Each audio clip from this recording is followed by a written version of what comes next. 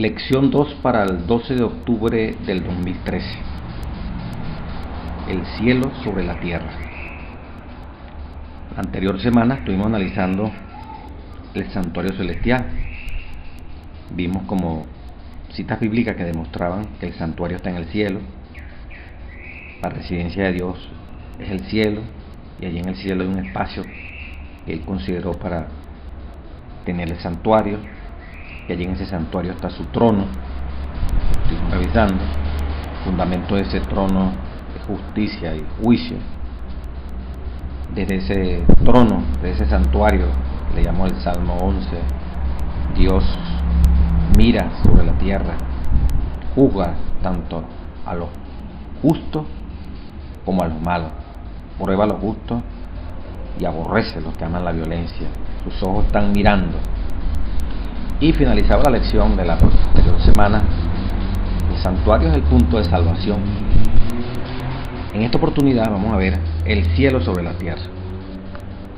Dicho de otra forma, el santuario celestial ahora con su réplica aquí en la tierra. La cita bíblica es Hebreos 8:5 para memorizar, las cuales sirven a los que es figura y sombra de las cosas celestiales, como se le advirtió a Moisés cuando iba a erigir el tabernáculo, diciéndole: mira, haz todas las cosas conforme al modelo que se te ha mostrado en el monte. Hay un modelo.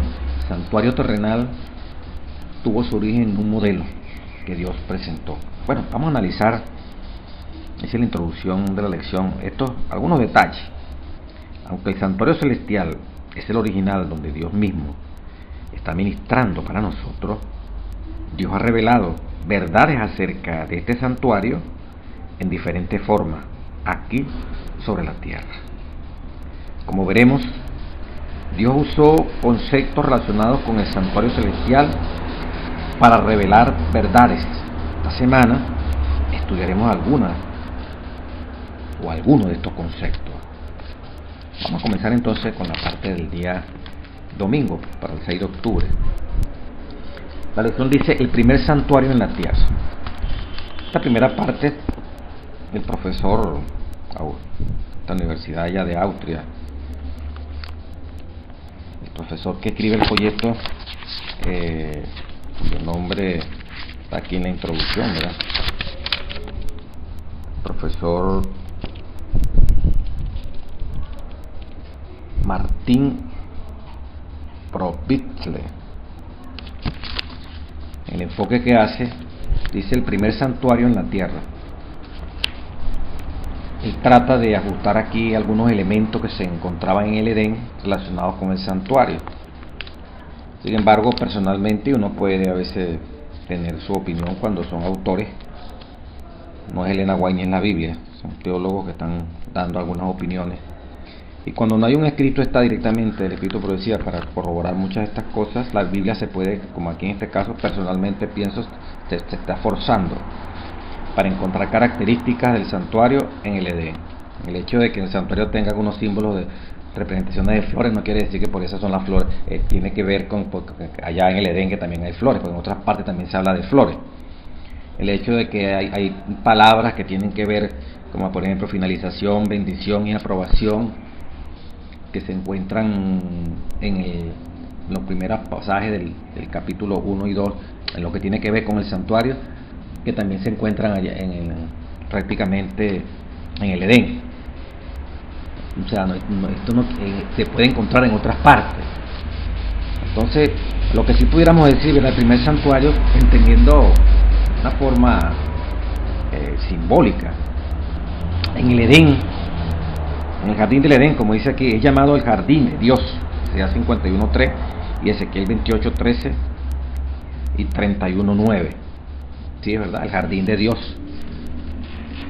Creemos, de acuerdo al concepto bíblico que está apareciendo aquí, no la opinión ni del profesor ni de este servidor, es el jardín de Dios, pues, el jardín del Edén, pues, y Dios hablaba con ellos, Dios se dirigía con ellos. En ese sentido hay un parecido, pues, como Dios también se comunica a través de su pueblo en el Antiguo Testamento a través del santuario, y allá ahorita está en el lugar santísimo también comunicándose con nosotros, receptores de la confesión de pecados para ser purificados y quitados de nuestra experiencia a través del sacrificio de Cristo Jesús. Pero también Dios, en tu hogar, en mi hogar, personalmente Él también puede estar con nosotros, y puede estar en la casa, y puede estar en un bosque, contigo, conmigo, en una playa, en un río. Sin embargo, eso no se convierte en santuario porque Él esté conmigo allí.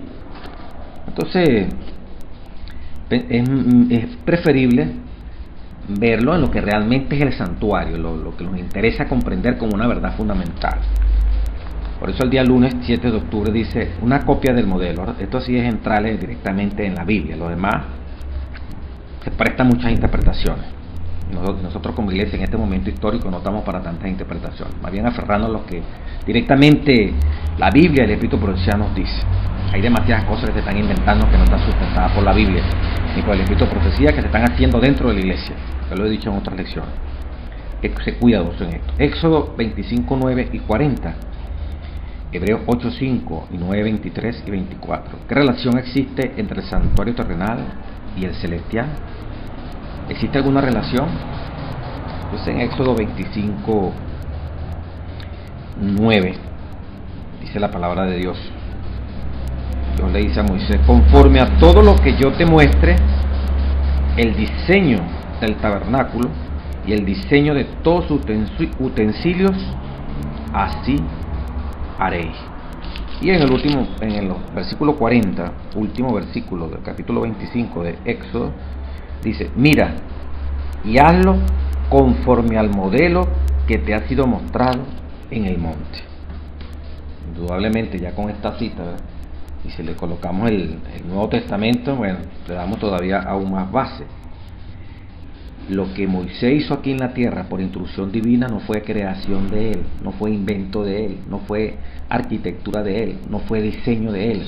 Acuérdense que vamos a estudiar santuario durante toda la semana, así que vamos poco a poco definiendo términos, echando unas buenas bases, y esperamos que en el transcurso del desarrollo del trimestre vamos profundizando en las verdades fundamentales y claves que la doctrina del santuario arroja para nuestra propia salvación.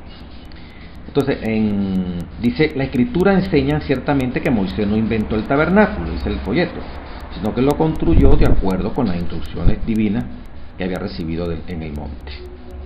Ya leímos algo allí, ¿verdad? El santuario terrenal había de ser construido según el modelo, Éxodo 25, 9 y 40. La palabra hebrea para modelo expresa la idea de una copia o modelo. Por eso podemos concluir que Moisés vio alguna clase de modelo en miniatura que representaba el santuario celestial, y que este modelo le sirvió como guía para lo terrenal. El libro de Hebreos, dice el folleto, explica en términos inequívocos que el santuario celestial es real. El santuario en el cielo es llamado el verdadero tabernáculo, en Hebreos 8:2, así como el más amplio y más perfecto tabernáculo, Hebreos 9:11, mientras que el terrenal es una figura y sombra del celestial, Hebreos 8:5. La relación entre los dos se llama tipología. Primera conclusión que podemos sacar es que el tabernáculo que se construyó aquí, cuando decimos tabernáculo, es lo que se hizo en el desierto. Ya el santuario que construyó Salomón está edificado sobre tierra firme. Tabernáculo va referido a algo que se arma y se desarma, que era esa peregrinación en el desierto. Dios le mostró en miniatura, como una maqueta, ¿verdad?, el diseño de lo que iba a construirse aquí en la tierra. Perfecto.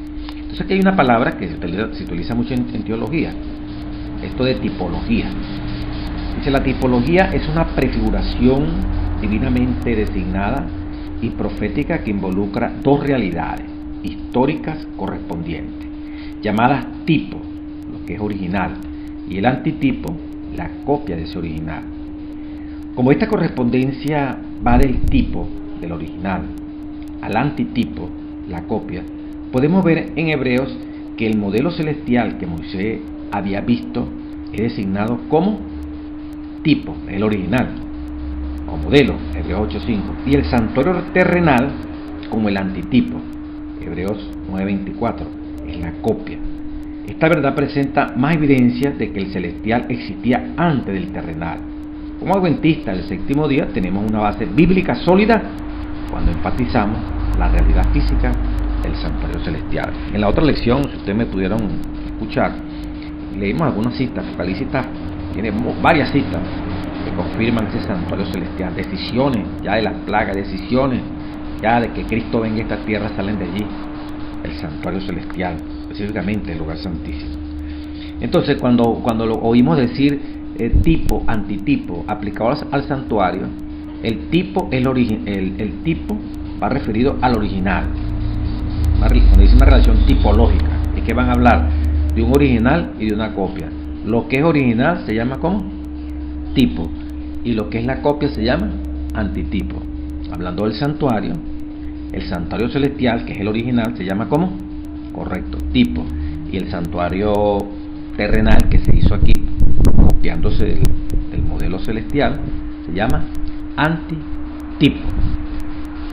O sea, el original y la copia. Muy parecido cuando hablamos, por ejemplo, del sacrificio en el santuario. Era un símbolo, ¿verdad? Era una copia del original, de lo que iba a ser Cristo. Cristo es el sacrificio verdadero, Él es el Cordero verdadero. Entonces sería como el tipo, y el antitipo, que es la copia, lo que iba a rememorar, lo que iba a recordar, lo que iba a prefigurar, mejor dicho, al Cordero, sería el antitipo. Aplicando allí estos conceptos, ¿verdad? Y acuérdense que el sacrificio de Cristo, eso fue antes de la fundación, ya Dios había previsto ese sacrificio para salvación suya y mía, como lo dice la palabra. Bueno, aquí lo que nos interesa es, en esta parte del lunes 7 de octubre, estar claro y convencido de que el santuario terrenal simplemente, sencillamente fue una copia del santuario ¿qué? Celestial. Y si hablamos de tipología, el santuario terrenal fue un antitipo, porque fue una copia. Todo lo que es antitipo es copia de algo original. Y en dado caso, el original, ¿cuál es? El santuario celestial. Okay, eso es lo más importante en la lección es para el día lunes. El día martes dice Jesús como el santuario. Entonces, de acuerdo a lo que vamos analizando en la lección, nos está haciendo ver que Dios permitió dar un modelo en miniatura, mostrar una maqueta a Moisés, con medidas, todo exactamente, de lo que iba a ser el santuario aquí en la tierra. Recuerden que el santuario, en la primera lección, el lugar donde él iba a morar, así como mora allá en el cielo. Allá en el cielo hay un trono, entonces en ese santuario terrenal iba a haber un trono. Allá en el cielo, en ese santuario celestial, es donde opera una obra de juicio. En el terrenal también iba a pasar algo parecido. Una copia no solamente de la estructura, sino de las cosas que ocurrían en el santuario celestial, también aquí se iban a adaptar aquí a la tierra. Esas funciones que se hacían allá celestiales, aquí en la tierra. Jesús como el santuario ahora. En Juan 2, 19 al 21, ¿por qué el cuerpo de Cristo es comparado con el templo? También véase Juan 1, 14. En el 2, 19 dice la palabra: destruiré este templo y en 3 días lo levantaré. Él habla del templo de su cuerpo. O sea, Jesús se comparó como un templo capaz de ser destruido, ¿verdad? Cuando fue inmolado. Destruí este cuerpo, le dijo, cuando fue inmolado, cuando murió en la cruz, y al tercer día, 3 días, lo levantaré. Y como dice el mismo texto, ¿verdad? Él habla del templo de su cuerpo. Y Juan 1.14, aquí da una interpretación a la palabra habitar. Dice, uno de los temas del Evangelio de Juan es que con Jesús llegó el templo. Mejor imagen del tabernáculo se usan en Juan 1.14. Jesús es la palabra, Jesús es el verbo, que habitó entre los hombres, que vieron su gloria, dice el texto de Juan 1.14. Pero la palabra griega que se usa para habitar, ¿verdad? Es que no, es la forma verbal del sustantivo griego para tabernáculo, skene. Así uno podría traducir el versículo diciendo que el verbo, en vez de decir habitar, colocamos uno de los significados de la palabra habitar, tabernáculo. El verbo tabernáculo entre nosotros, en este contexto, la palabra gloria recuerda la gloria de Dios que llenó tanto el tabernáculo del desierto, Éxodo 40, 34 al 35, como el templo de Salomón en su inauguración, Segunda de Crónicas 7, versículo 1 al 3. Así, cuando Cristo vino a la tierra como humano, cumplió la promesa de habitar entre su pueblo. Así como Dios habitaba entre su pueblo allá en el santuario en el Antiguo Testamento, entonces cuando Cristo está aquí en la tierra, Él es el templo viviente. Y como dice Juan 1:14, el verbo que habitó entre los hombres, quitamos la palabra habitar, que es un significado de tabernáculo, el verbo tabernáculo que habitó entre nosotros. ¿Qué más dice el texto? Que vieron su gloria. La palabra gloria con tabernáculo.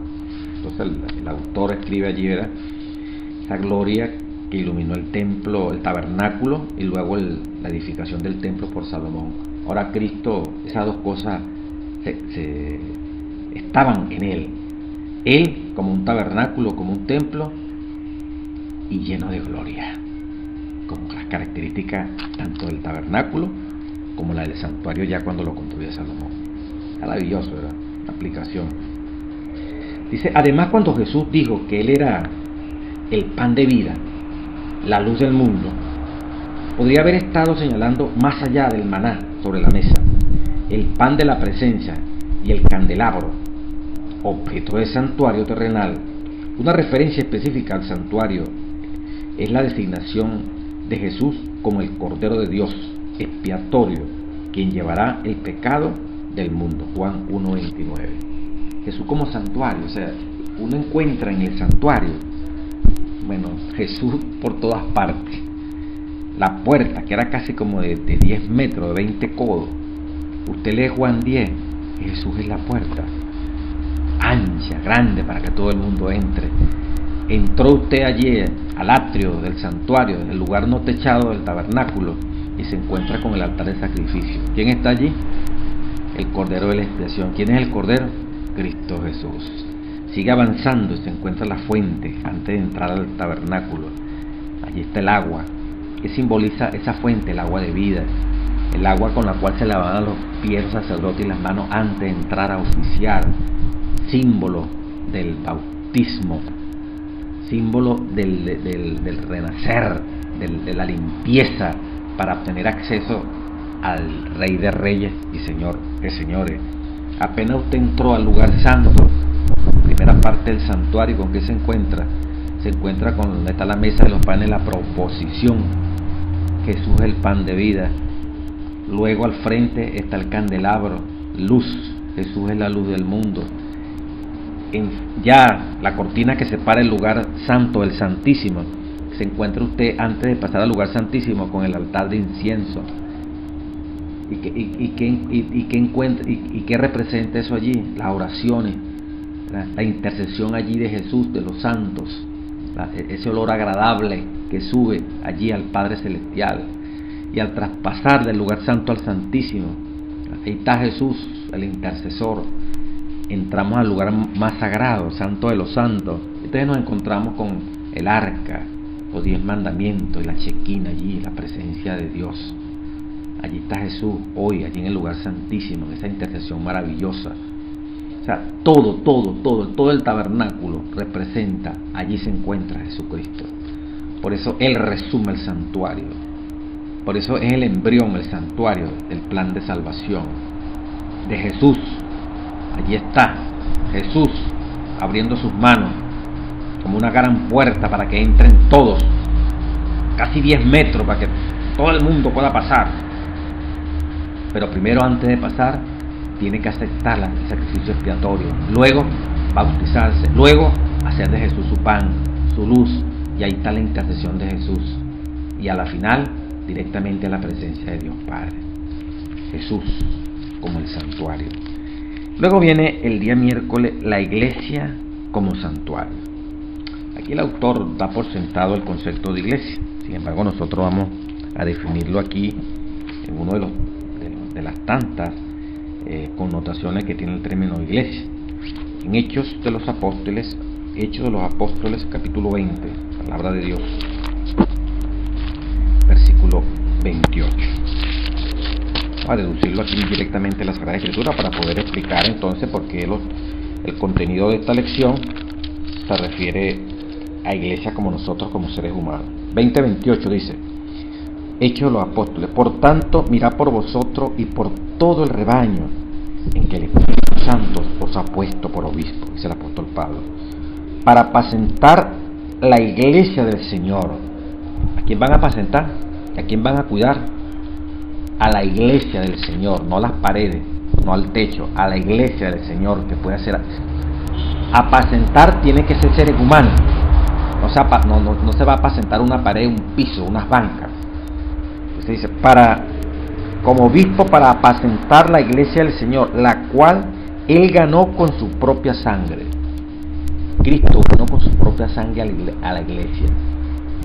¿A quién fue que Cristo ganó con su propia sangre? A usted y a mí, si lo hemos aceptado como un salvador personal. Aquí dice que usted y yo somos como iglesia. Una de las connotaciones del término iglesia, que es lo que se explica aquí, pero el autor lo da por sentado que ya lo sabemos. Entonces estamos añadiendo unas citas bíblicas que nos corroboran de que Dios a los ancianos, los pastores, los ha puesto, ¿verdad?, como obispos para apacentar la iglesia, a los hermanos, a las hermanas.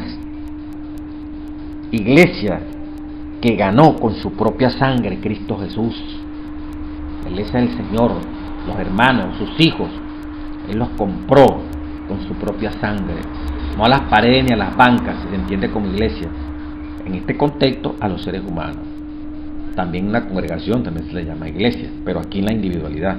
Y otro texto, Hechos de los Apóstoles, capítulo 12, versículo 5. Dice la palabra de Dios, estando aquí, 12:5. Así que Pedro estaba custodiado en la cárcel, pero la iglesia hacía sin cesar oración a Dios por él. ¿Quién hacía oración? La iglesia. ¿Quiénes oran? Usted y yo. Cuando estamos corporativamente, o sea, muchos reunidos,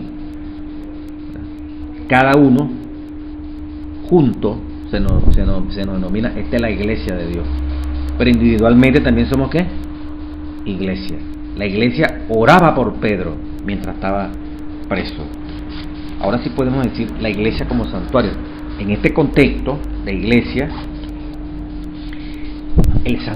la iglesia, usted y yo como santuario, es lo que dice el día miércoles. Nosotros como santuario, como templo. Dice la palabra santa, lee en 1 Corintios 3, 16, 17, 6, 19 y 20.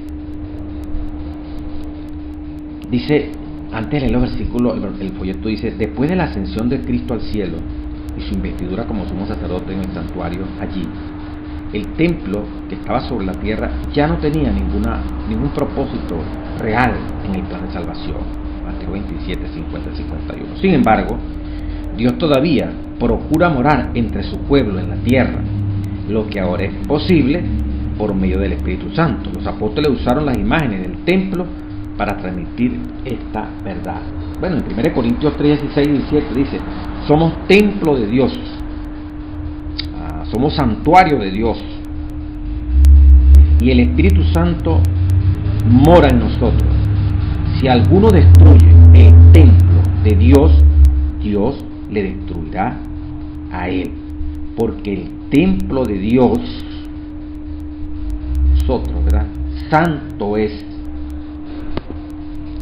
Santo es.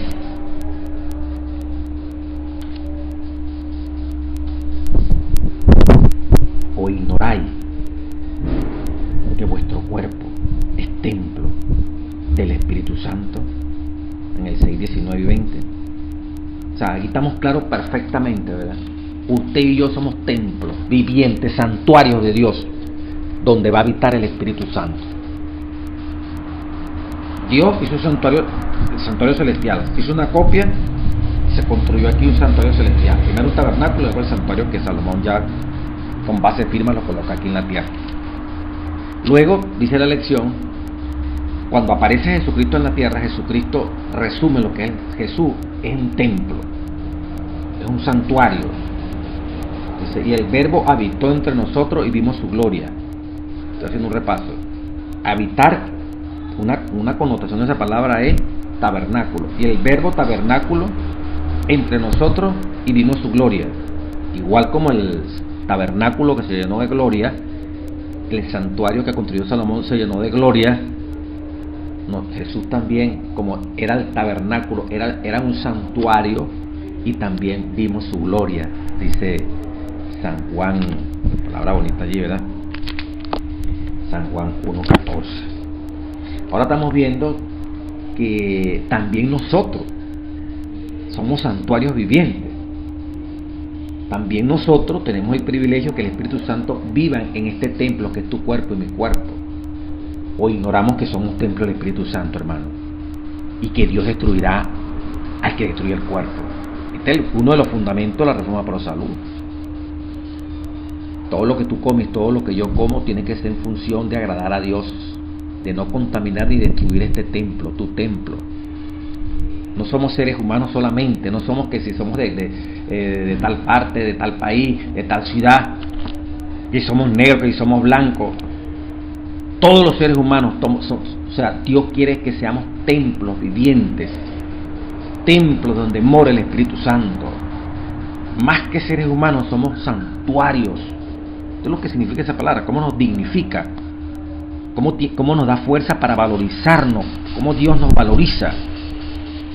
Estos seres humanos imperfectos, llenos de debilidades, de defectos, con luchas todos los días, que sufren y padecen, como dice el Salmo 11, son probados los justos. Esos seres humanos que a veces caen, el justo puede caer 7 veces, pero las 7 veces se levanta. Esos seres humanos son templos vivientes. Tú eres un templo viviente, yo soy un templo viviente, donde tiene que morar el Espíritu Santo. Y por eso todo lo que comamos, bebamos, no puede agredir al cuerpo. No podemos alterar, ensuciar el cuerpo con cosas inmundas. Ya Dios lo decía ya en Levítico, ya después del diluvio, hablaba de animales limpios, animales inmundos, animales sucios y animales limpios. Porque esto es sucio y limpio, porque estas cosas se iban a introducir en el cuerpo, o permitían la limpieza, mantener la limpieza del templo, o ensuciaban el templo. ¿Qué estás comiendo tú? ¿Cosas limpias o cosas impuras? Cosas que están dañando el cuerpo. Reforma Pro Salud. Por eso es el medio de purificación. El medio de purificación del templo. El medio de limpiar el templo y tenerlo bien purificadito. La Reforma Pro Salud. Imagínense ustedes lo que dice el Consejo sobre Régimen Alimenticio. Ser templo viviente de Dios es todos los días. Eso esté bien limpiecito.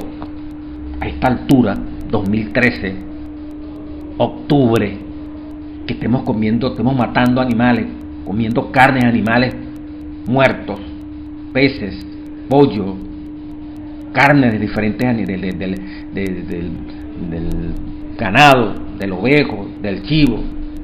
No es correcto cuando tenemos este conocimiento, especialmente usted como pastor, usted como miembro de iglesia, como anciano, yo como anciano, como dirigentes de iglesia. No podemos, estamos ensuciando ese templo, y si ese templo está sucio, Dios no puede habitar. Lo inmundo no tiene comunión con lo limpio, lo profano no puede tener comunión con lo que es santo, pero hemos hecho esa amalgama. Nosotros somos más buenos que Dios, somos templos vivientes. Jesús es nuestro ejemplo y fue un templo viviente. Entonces tenemos que tener mucho cuidado, ¿verdad?, con lo que comemos, con lo que bebemos, y ya lo dice la palabra de Dios, pues. ¿O ignoráis acaso? ¿O no sabéis? Claro que sí lo sabemos. La reforma pro salud es el medio de purificación del templo para que el Espíritu Santo se goce en una limpieza completa de ese cuerpo, consumiendo los alimentos que deben ser sanos. Estoy hablando de la parte física, sin meter la parte espiritual, que también podemos destruir el templo practicando cosas indebidas, practicando pecados. Eso corre al Espíritu Santo. Bueno, hermano, qué privilegio, ¿verdad? Usted donde vive, yo donde vivo, no importa donde tú vivas o yo viva, tenemos el privilegio de ser templos vivientes para Cristo Jesús. Y finalmente una nueva creación el día jueves, Apocalipsis 7, 15 al 17. ¿Dónde están los redimidos y cómo los describe este pasaje? Allí se está hablando, una vez en el cielo, vamos a adorar a Dios en su templo. Maravilloso, ¿verdad? Templo no deja de ser. Dice, están delante del trono de Dios como reyes y sacerdotes. Los versículos describen a los redimidos, 7, 15 al 17 de Apocalipsis, como reyes y sacerdotes que sirven en el palacio y el templo de Dios. Apocalipsis 1, 6, 5, 10, 26. La promesa de que el que está sentado sobre el trono extenderá su tabernáculo sobre ellos, Apocalipsis 7, 15, alude a la presencia de Dios en el santuario del desierto, donde Él habitó con el antiguo Israel como el líder. En la tierra nueva, el santuario, una vez más, llega a ser el lugar perfecto de la relación donde Dios y los redimidos se encuentran. Garantiza refugio, protección y cumplimiento definitivo de la vida en la presencia de Dios y de su Cristo. El que una vez moró en el tabernáculo con ellos, Juan 1:14, ahora extiende el tabernáculo sobre sus santos a fin de que puedan residir en su tabernáculo con ellos. Ahora Dios extiende como todo un tabernáculo. Allí estamos, en vez de bajo la sombra del Omnipotente, como dice el Salmo 91, estamos bajo la sombra, estamos bajo la cobertura, como dice el texto directamente, ¿verdad? El que está sentado sobre el trono extenderá su tabernáculo sobre ellos. El tabernáculo de Dios se convierte en nuestro refugio, en nuestra fortaleza. Alabado sea el nombre de nuestro Dios. En Apocalipsis 21, 1 al 22, ¿cómo se describe la Nueva Jerusalén? ¿Qué significa? ¿Qué similitud encuentra entre la santa ciudad y el santuario en estos textos? Dice aquí, Juan no ve templo en la Nueva Jerusalén, Apocalipsis 21, 22. Pero esto no significa que no haya templo. Más bien, la Nueva Jerusalén misma es el templo y el tabernáculo de Dios. Apocalipsis 21, 3. Varios elementos del santuario están atribuidos a la Nueva Jerusalén. Es santa. Bueno, esto es interesante, vamos a comentarlo. Apocalipsis 21, palabra de Dios. Cuando usted lee eso allí, pareciera que el versículo que aparece aquí, Apocalipsis 21, es muy contundente. Perdón, Apocalipsis 21, 22, palabra de Dios. Y dice, y no vi en ella templo, porque el Señor Dios Todopoderoso es el templo de ellos, como extiende su tabernáculo parejo allí en esa Nueva Jerusalén, y el Cordero.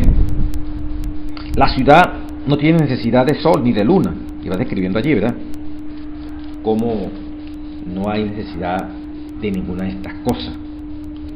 Apocalipsis 21, 3 dice, y oí una gran voz del cielo que decía, he aquí el tabernáculo de Dios con los hombres, y Él morará con ellos, y ellos serán su pueblo, y Dios mismo estará con ellos como su Dios, quitará toda lágrima, el tabernáculo de Dios con los hombres. Y es verdad, en la Nueva Jerusalén no va a haber templo, el templo es el Dios mismo. Alguien pudiera decir, entonces, yo no sé por qué el autor se esmera en demostrar elementos en la Nueva Jerusalén para dar a entender que es como si fuera un templo. Ahí dice, no va a haber templo, pues el templo es Dios. Pero fuera de la Nueva Jerusalén sí hay un templo, que sería bonito, ¿verdad? Uno haberlo encontrado allí, leerlo aquí en los pasajes, porque así rapidito pareciera que entonces no hay templo. ¿Cuál fue el templo que le mostraron a Moisés? buscándole vuelta allí esta primera parte del lunes del domingo que habla que el jardín del Edén es un templo, se busca ver similitudes. No, tenemos que buscar similitudes. Templo es el templo, jardín de Dios es el jardín de Dios. Y aquí en este caso en Jerusalén no hay templo, chico, el templo es Dios. Todo Dios allí es como un gran tabernáculo. Estamos bajo la cobertura. Dios extendió su tabernáculo. Pero fuera de Jerusalén hay un templo. En las afueras de Jerusalén, en el monte Sión, hay un templo. Vamos a leerlo. Primeros escritos, páginas 18 y 19. Una visión, ¿verdad? Que Elena White fue llevada en visión y estuvo allí viendo esas maravillosas cosas ya en el cielo. Dice, en el trayecto encontramos a un grupo que también contemplaba la hermosura del paraje. Advertí que el borde de sus vestiduras era rojo. Llevaban mantos de un blanco purísimo y muy brillantes coronas. Cuando los saludamos, pregunté a Jesús quiénes eran y me respondió que eran mártires que habían sido muertos por su nombre. Los acompañaba una innumerable hueste de pequeñuelos que también tenían ribete rojo en sus vestiduras. El monte de Sión estaba delante de nosotros y sobre el monte había un hermoso templo. Lo rodeaban otros 7 montes donde crecían rosas y lirios. Los pequeñuelos trepaban por los montes, o si lo preferían usaban sus alitas para volar hasta las cumbres de ellos y recoger inmarcesibles flores. No, que no, los niños no van a tener alas, aquí están, tienen alas, también como nosotros. Toda clase de árbol hermoseaba los alrededores del templo: el bosque, el pino, el abeto, el olivo, el mirto, el granado, y la higuera doblegaba bajo el peso de sus maduros higos. Todos embellecían aquel paraje. Cuando íbamos a entrar en el santo templo, Jesús alzó su melodiosa voz y dijo: únicamente los 144,000 entrarán en ese lugar. Y exclamamos: aleluya. Este templo estaba sostenido por 7 columnas de oro transparente, con engastes de hermosísimas perlas. No me es posible describir las maravillas que vi. Página 19, primero escrito. Oh, si yo supiera el idioma de Canaán, entonces podría contar algo de la gloria del mundo mejor. Vi tablas de piedra en que estaban esculpidos en letras de oro los nombres de los 144,000. ¿Qué le parece, hermano? Que tú y yo estemos allí porque hemos sido sellados. ¿Qué dices tú? No se oye, ¿qué dice? Amén, amén. Después de admirar la gloria del templo, salimos y Jesús nos dejó ir a la ciudad. Estaban fuera de la ciudad. Ahora Jesús, contemplamos la gloria, Jesús nos dejó ir a la ciudad. Pronto oímos su amable voz que decía: venid, pueblo mío, habéis salido de una gran tribulación y hecho mi voluntad. Sufristeis por mí, venid a la cena que yo me ceñiré para serviros. Nosotros exclamamos: aleluya, gloria, y entramos a la ciudad. Fuera de la ciudad estaba el templo en 7 columnas de oro transparente. Allí también alabaremos a Dios. Qué hermoso. Y vi una mesa de plata pura de muchos kilómetros de longitud. Sin embargo, nuestra vista la abarcaba toda. ¿Cómo serán nuestros ojos, hermanos? Se acabará la miopía, la hipermetropía, todo ese poco de rollos, catarata, todo eso desaparecerá. Vi el fruto del árbol de la vida, el maná, las almendras, los higos, las granadas, uvas y muchas otras especies de frutas. Le rogué a Jesús que me permitiese comer del fruto y respondió: todavía no. Quienes comen del fruto de este lugar ya no vuelven a la tierra. Pero si eres fiel, le dijo Jesucristo a Elena White, no tardarás en comer del fruto del árbol de la vida y beber del agua del manantial. Y añadió: debes volver de nuevo a la tierra y referir a otro lo que se te ha revelado. Amén, gloria a Dios. Página 19. Fuera de la ciudad habrá un templo, en el monte de Sión. Pero en la ciudad no habrá templo. Dios mismo extenderá su tabernáculo sobre los que logremos ser fiel ahorita aquí y lo que viene. Es terrible, hermano. Así que firme y adelante, hermano. Ruge la tormenta, dificultades, anarquía, el mundo metiéndose en nuestras iglesias. Pero ahí están los pastores, ahí están los ancianos, ahí están las juntas directivas que Dios ha puesto como vigilantes, que Dios ha puesto como atalaya para preservar esta iglesia y llevarla pura y sin mancha. Allí tu iglesia, cada quien en su lugar, ese pedacito, esa grey, porque Dios te ha puesto como obispo para guardarla sin mancha, que ganó Cristo con su sangre, tenemos que presentarla pura y sin mancha. Un así dice Jehová, un escrito está, Isaías 8:20, a la ley y al testimonio. Si no hablan así, hermano, hermana, pastor, anciano, Dios nos ha llamado a preservar las raíces de esta iglesia. No dejemos que hombres eruditos o laicos, porque son grandes, tienen muchos años en la iglesia, llámese ancianos, llámese ahora misioneras, como se quieran llamar, quieran poner sus opiniones por encima de lo que Dios ha revelado. Se está dando eso hoy en día, pero hay que ir a la ley y al testimonio, a la Biblia y al espíritu de la profecía para preservar este pueblo. Cuando viendo el santuario, estudiando todas estas promesas que Dios ha hecho para nosotros, de estar con Él en el cielo, de que somos templos vivientes, hermano, usted y yo somos sagrados, y como tal tenemos que preservarnos con el poder del Espíritu Santo. O sea, cuando digo es porque es horrible lo que está pasando en estos días, en esta fecha, cuando usted está haciendo esta lección. Pues en Holanda se ordenó una mujer pastora por los pastores. Entonces uno se pregunta, la Asociación General todavía no ha tomado esa decisión de que se ordenen las mujeres como pastoras. ¿Por qué esta gente hace eso? ¿Por qué estos líderes, que no es un laico, son líderes de alta relevancia, pastores ordenando pastora, y siguen siendo miembros de iglesia, y siguen dirigiendo uniones y misiones? ¿Dónde están los directivos? Si fuera un miembro cualquiera que hiciera una cosa parecida, inmediatamente lo expulsan y lo cortan de iglesia. Uno no quiere llegar a creer, como el dicho que dicen aquí, los bomberos no se pisan la manguera, se tapan unos con otros. Llamado al presidente, Wilson, no solamente es exhortar, no lo hagan y lo siguen haciendo. Señores, hay que tomar decisión. Hay que amonestar, hay que hacer disciplina. Están violentando en el orden establecido, están yendo contra la autoridad establecida. La Iglesia Mundial no ha autorizado esto. ¿Y por qué lo están haciendo? ¿Qué va a perder un presidente de la conferencia mundial, de una conferencia local? ¿O esto es una empresa que están por el sueldo? ¿O están por una posición solamente connotada? Pues si son embajadores de Dios, si son ungidos de Jehová, que no lo dudamos, Dios permitió que tuvieran esa responsabilidad, es para hacerle frente a esta marea de mal, chicos. ¿Dónde están?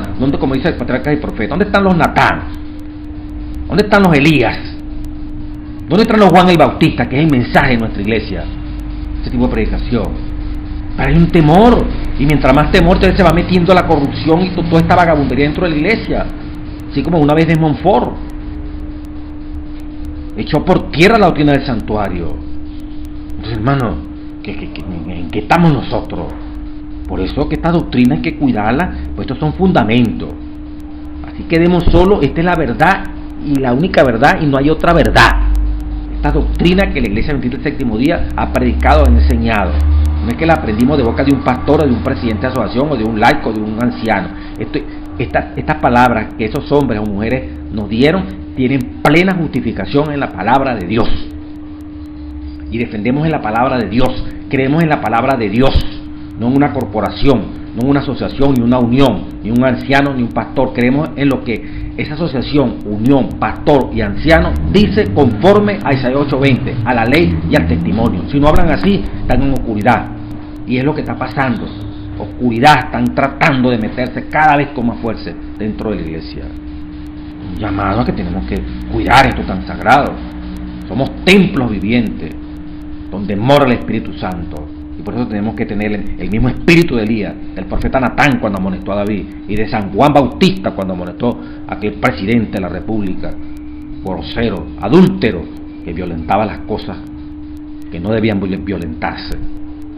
Esa es la obra que hay que hacer hoy en día, los que tienen puestos responsabilidad, en iglesitas pequeñas, en grupitos chiquiticos, hasta asociaciones, hasta misiones, uniones y conferencias generales. Si no, hermano, lamentablemente son guardianes, son perros mudos. Cuando deben alertar, no alertan, son cobardes, como dice el Apocalipsis. Dios nos libre de ese espíritu y conservemos estas doctrinas santas y puras, que son un punto de referencia del nacimiento de la iglesia. La profecía de los 1300 días, el santuario será purificado. esta verdad del santuario nos da raíces, nos hace sentir de dónde provenimos y nos hace sentir que somos un pueblo que Dios ha permitido levantar en esta hora solemne, predicando el mensaje de los tres ángeles, especialmente el mensaje del primer ángel. Temed a Dios y danle honra, porque la hora de su juicio ha llegado, juicio que se está realizando en el santuario. Dios los bendiga y Dios los guarde.